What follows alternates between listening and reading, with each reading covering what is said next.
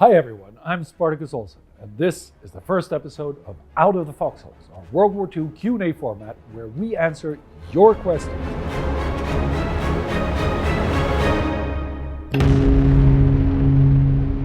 Many of you will know the Out of the Trenches format from the Great War, where Indy did the same thing for that series. We've decided to expand a little bit on that for this format. For each video, we want to include questions that relate to the most recent episodes, as well as the pre-recorded material that we shoot during our monthly recording sessions. For that to work, we will share the task of answering those questions between Indy, Joram, and myself. So while Indy will host most of each video, you will also see us in this format. I will also occasionally answer questions that fall into the area that I will cover on the War Against Humanity, starting March 5th. Now, over to Indy. I'm Indy Neidell, and this is the very first episode of Out of the Foxholes, where I sit here in the chair of infinite knowledge and answer your questions about the Second World War. David says, okay, hey David, my question for Out of the Foxholes is, what did Erwin Rommel do, or what was his role during the Polish campaign of 1939? That's a cool question. We will definitely do a special on the adventures of Rommel during World War II later in the series. But I can answer your question about his role during the Polish campaign of 1939 for now. Rommel had a long and eventful military career dating back to the Great War, the First World War. He was working as an infantry instructor when, on the 1st of August 1939, 1 month before the German invasion of Poland, he was promoted to Generalmajor, right? When the Germans mobilized, he commanded the Führerhauptquartier, Hitler's personal staff headquarters, and the Führerbegleitbrigade, Hitler's personal escort, for which he personally accompanied Hitler, right? Now, he'd already done so in 1938 with the occupation of the Sudetenland, and in 1939 during the occupation of Czechoslovakia. He served in that role during the Polish campaign of 1939. The division was formed ad hoc for special occasions, like Hitler's travels abroad, and was originally formed from the Wachtregiment Berlin and the Großdeutschland Motorized Infantry Division. It was not, in fact, until October 1939 that the division was established as a permanent army unit. Rommel did not command the brigade for long, though. Hitler personally asked Rommel in early January 1940 what command he would like to have. Rommel replied, "A Panzer Division." And to answer the next question, here's Spartacus. Shadow ZP has a question about media in the Nazi German Reich. How does the media put out the war in Germany? Since I know freedom of the press was suspended, I want to know how the reporters expressed the war to the public. Keep up the good work, Indy and crew. Well, thank you, Shadow ZP. So, as you note, freedom of the press didn't exist at all in the German Reich during the Nazi period. In fact, it went much further. After Machtergreifung, when Hitler seized dictatorial powers in 1933, any and all private media initiatives that were not adamant supporters and active NSDAP propagandists were abolished, or seized by the party even, including their production assets such as printing presses, printing plants, equipment, typewriters. They also appropriated the Reich Rundfunkgesellschaft, the Reich Radio Corporation, a state-owned company that already had a monopoly on radio broadcasts. Now, journalists that had been or were even remotely critical of the party before 1933 were brutally intimidated, harassed, even arrested by the SA and the SS. Some ended up in concentration camps, and many were murdered. They didn't even stop at just the news media, seizing control of the entire German film industry and parts of the entertainment press. Any papers and magazines that did not actually become party organs chose self-censorship and active collaboration. In this way, they gained control of the outlets that already had massive amounts of readers or listeners. A notable example of that was the Jewish-owned publishing company Ullstein, the biggest publishing house in Europe in 1933, and publishers of the very influential paper, the Vossische Zeitung, which was simply taken away from its owners, who were forced to flee to the US to avoid death in the concentration camps.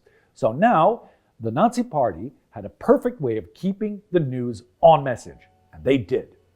The coverage leading up to the invasion of Poland put much emphasis on trumped up, or at least widely exaggerated, Polish provocations with headlines like "The Flood of Terror Rises," "Fresh Victims of Polish Terror," "Mass Polish Attacks on Germans," and "Life Made Hellish for Germans," focusing on false claims that the German ethnic minority in Poland was under desperate threat. The German public was convinced that Poland, not Germany, was threatening peace in Europe. "All of Poland in war fever" and "Polish army ready to strike" are just some example headlines published in the Völkische Beobachter, the main Nazi newspaper. The many German violations of Polish sovereignty and human rights were not reported.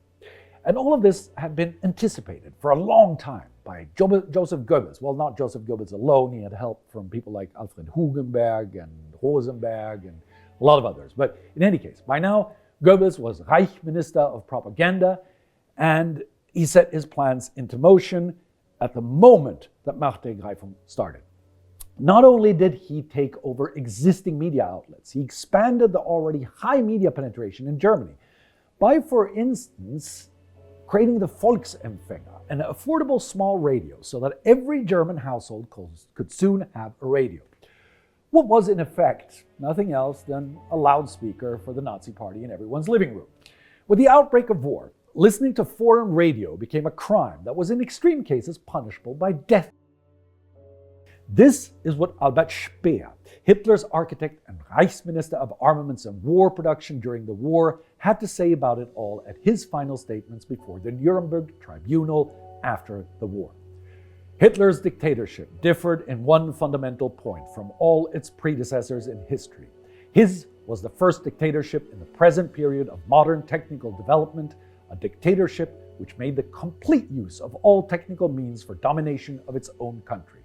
Through technical devices like the radio and loudspeaker, 80 million people were deprived of independent thought. It was thereby possible to subject them to the will of one man. Now, in a couple of weeks, we will be publishing 2 Between Two Wars episodes where you can find out more about the role of broadcast media and the rise of totalitarian regimes in the 1920s and 1930s.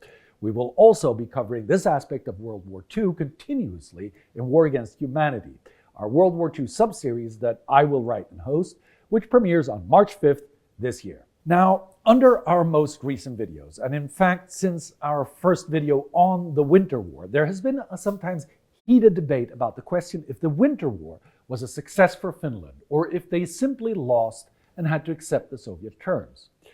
Now, this is obviously something that falls into the area of speculation and alternate history, since we can never know for sure what would have happened if the Finns had simply accepted the demands and avoided invasion. But, and this is a big but, in this case of alternate history, we have some very clear indications of what the outcome would have been. More importantly, the Finns also had some very clear indications towards what the Soviet intentions were. To them, in 1939, and by most reasonable assumptions based on the preceding and subsequent events, the USSR was looking to incorporate Finland back into their new Russian Empire. So, whatever Stalin's true intentions were, this is what the Finns felt they were fighting against, and in that respect, they succeeded.